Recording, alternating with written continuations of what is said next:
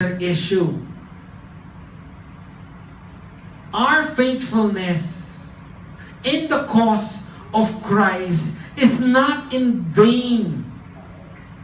It is encouraging. It is emboldening. It is edifying our fellow brothers in the Lord. The behavior of Paul in prison has emboldened his brethren in Christ in Rome to share the gospel without fear on the consequences that it might bring. They were not afraid anymore to stand for the gospel, for they have seen the very life that epitomized the life for the cause of Christ. They have seen the example of what Paul was doing.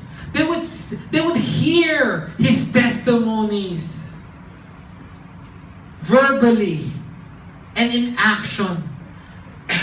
And when they see that, when their minds are reformed by the example of the life that Paul is living, they say, I want to do the very same thing. Believers are encouraged because of his faithfulness. And he's telling the church on Philippi, the gospel of God is greatly progressing even within the believers, because the believers, seeing my faithfulness in the Lord, are encouraged to do the very same thing. We should remain. We should be faithful. Our obedience, though it may be hard, though it might be lonely, though it might be difficult, remember it is not in vain. Unbelievers are being converted, and believers are being encouraged.